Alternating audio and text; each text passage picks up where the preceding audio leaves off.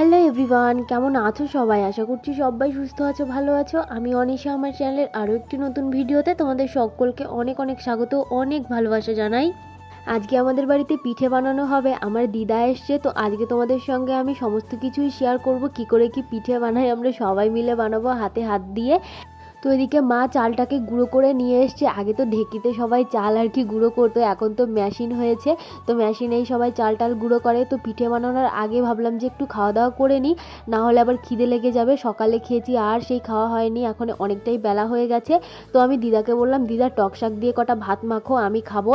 তো দিদা খাচ্ছিল, তো ওই সঙ্গে আমাকেও কটা মেখে দিল, তো সেই সঙ্গে সঙ্গে আমিও খেয়ে নিলাম। তো দেখতেই পারছো এই দিদা আছে, দিদাকে দেখে না খুব ভালো লাগে, কারণ প্রত্যেকটা মানে নাতি নাতনির কিন্তু দাদু দিদা আর ঠাকুরদা ঠাম্মা এইগুলোই আর কি মানে খুব পছন্দের একটা মানুষ হয়ে থাকে। তো সেখানে আমার 3টে মানুষই চলে গেছে। আমার দাদু মারা গেছে, ঠাকুরদা মারা গেছে, আমার ঠাম্মা মারা গেছে, তো দিদাই আছে। সব থেকে খারাপ কেন লাগে জানো তো? কারণ প্রতিটা মানুষই একদিন চলে যাবে, সেটা আলাদা কথা, কিন্তু একটা বছরের মধ্যে যদি 3টে মানুষই চলে যায় তাহলে কতটা খারাপ লাগে বলো?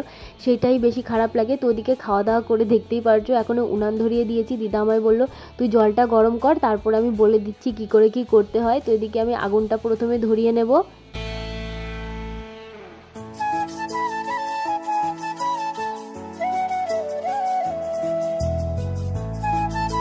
একটা বুনু আমায় কমেন্ট করে বলেছিল, দিদি আমার ফার্স্ট কমেন্টটা দেখো, ওই ভিডিওতে তোমায় অনেক কিছু লিখেছি। তো ওই কমেন্টটা না আমি খুঁজেই পাইনি, আমি অনেক চেষ্টা করেছি খোঁজার, কিন্তু তুমি কোথায় কমেন্ট করেছো সেটা খুঁজে পাইনি আমি। তো প্লিজ তুমি এই ভিডিওতে কমেন্ট করো, আমি অবশ্যই তোমার কমেন্টে রিপ্লাই করব। আর হ্যাঁ, পূজা নামে একটি বোন কমেন্ট করে বলেছে, অনেকদিন পরে তোমার ভিডিও দেখলাম দিদি ভাই, আর ভিডিওটা খুব সুন্দর হয়েছে। তো অনেক অনেক ভালোবাসা বোন তোমায়। আমি এমনিতেই অনেক দিন হয়েছে ঠিকমতো ভিডিও দিই না, তো তুমি কি দেখবে। তো আস্তে আস্তে আমি দেখি ফোনটা কেনার পরে যদি আবার পারি আগের মতো ভিডিও দেওয়ার চেষ্টা করব। এই ফোনে না তেমন ভিডিও করা হয় না।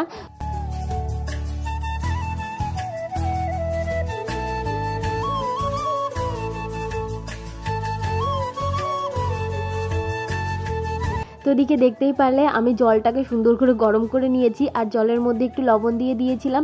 দিদা যেভাবে বলেছে আমি সেভাবেই করেছি। আর এদিকে দেখতেই পারছো আমি জলের মধ্যে একটু একটু করে গুঁড়ো দিচ্ছি, আর দিদা ওটাকে নাড়িয়ে নাড়িয়ে একটা ডোর মতো তৈরি করছে আর কি, জলের সঙ্গে ভালো করে মেশাচ্ছে।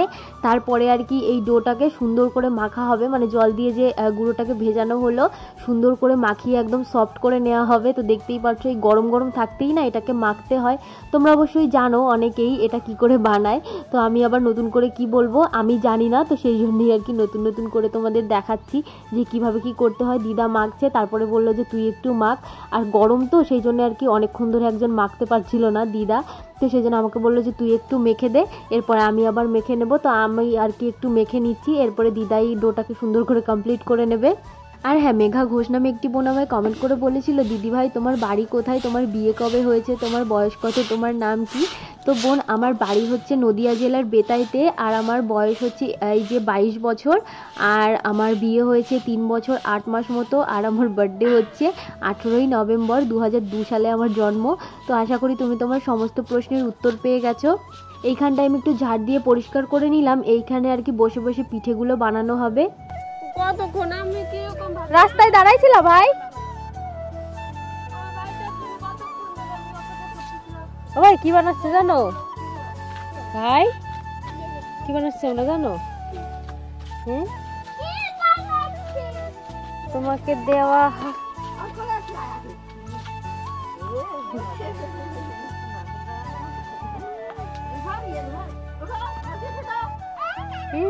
ফালতু উঠে গেছে, ফালতু উঠে গেছে। এতক্ষণ আমার ভাই বাড়িতে ছিল না, ভাই গেছিল স্কুলে। তো স্কুল থেকে এসে আর ও জানে না আজকে আমাদের বাড়িতে পিঠে বানানো হবে। ও বলছিল কি বানাবি তোরা, কি বানাবি? আর দেখতেই পাচ্ছ এসেই আমার দিদার কোলে উঠে গিয়েছে লাফ দিয়ে।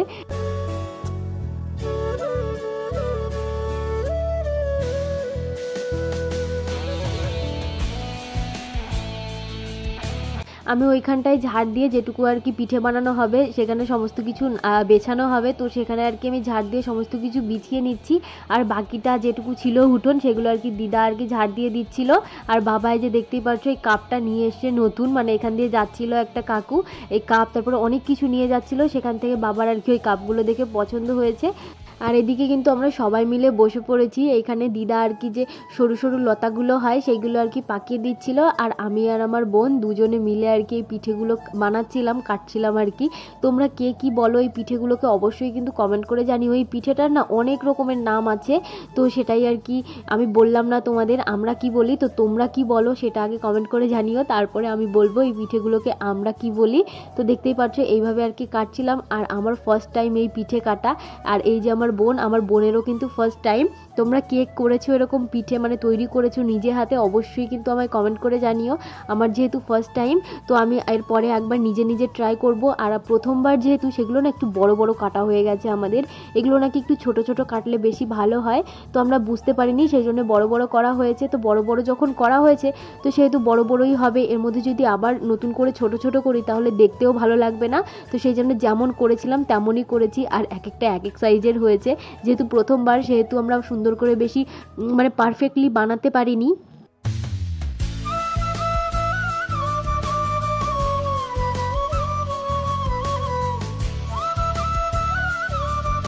আমরা তো প্রথম টাইম বানাচ্ছি, কিন্তু আমার মাও আজ পর্যন্ত এই পিঠে বানায়নি এইগুলো আর কি। তো এই মারও ফার্স্ট টাইম আর কি। মা ভাবছিল যে এগুলো কি পারবো এত তাড়াতাড়ি করতে, মানে কত টাইম লাগবে সেই ভয় পাচ্ছিল মা, কিন্তু আমরা না খুব তাড়াতাড়ি করে ফেলেছিলাম প্রথমবার, তবুও না খুব তাড়াতাড়ি হয়েছিল পিঠেগুলো তৈরি করা। মা ভয় পাচ্ছিল, ওই জন্য না প্রথমে অল্প একটু ডো তৈরি করা হয়েছিল, এরপরে যখন তাড়াতাড়ি কাটা হয়ে গেছে তারপরে মা বললো আরও একটু কর। তারপরে আমি আর দিদা আরেকটু করেছিলাম, তার জন্য আর কি এক থালা মতো হয়েছে, না হলে এর অর্ধেক হয়েছিল, মানে প্রথমবার একটুখানি করেছিলাম। আর আমরা যেহেতু বড় বড় করেছি সেই জন্য না এগুলো বেশি হয়নি, অল্প অল্পই হয়েছে। তো ওই দিন না তোমাদের সঙ্গে আর আমি ভিডিও শেয়ার করতে পারিনি, আমি চলে গেছিলাম ওই আর কি একটু কাজ ছিল, তো সেখানে আর কি চলে গেছিলাম, তারপরে আর তোমাদের সঙ্গে ভিডিও করতে পারিনি। তাই আর কি তোমাদের সঙ্গে একদম সকালবেলায় চলে এসেছি পিঠে নিয়ে। পরে মা আর কি এই পিঠেগুলোও বানিয়েছিল, দুধে ভিজিয়েছে, তো সেগুলোই সকালবেলা খাওয়া দাওয়া হবে, তোমাদের সঙ্গে আমি শেয়ার করছি। আর এই যে দেখো এইটার তো কোনো চিহ্নই নেই, মানে কি বলবো এত শক্ত হয়ে গেছে, তো সেই জন্য আর কি কেটে যাচ্ছিল, ভালো হচ্ছিল না। এটা যদি আরেকটু পাতলা করা হতো তাহলে আর কি ভালো হতো, যেহেতু প্রথমবার সেই জন্য মাও বোঝেনি, তো কি আর করা যাবে, যা হয়েছে সেগুলোই খেতে হবে। তো দেখতেই পাচ্ছ আমি কিন্তু খেতে বসে পড়েছি। প্রথমে এই পিঠেটা খেয়ে দেখলাম, তোমরা কিন্তু অবশ্যই আমায় কমেন্ট করে জানিও তোমরা কি বলো এই পিঠেটাকে। আর এই যে দুধে ভেজানো হয়েছিল সাঁচের যে পিঠেটা, তো সেটাও খাচ্ছিলাম। আর ওই যে দেখো পেছনে কুকুরটা না যে কোথা থেকে এসেছে আমাদের বাড়িতে, ওকে তাড়ালেও যায় না, মানে কি বলবো, সারাদিন মা ওকে তাড়া করে তবুও যায় না, মানে ওরকমভাবেই থাকে ও। খুব ভালো ও, জানো তো, আমার তো খুব ভালো লাগে। আমার যদি মানে সেরকম অবস্থা থাকতো, আমি যদি বাড়িতে থাকতাম ওকে আমি নিয়ে আসতাম, মানে শ্বশুর বাড়িতে যদি থাকতাম, তো কি আর করা যাবে। তো চলো আজকের মতো এ পর্যন্তই, দেখাবে নেক্সট ভিডিওতে, টাটা।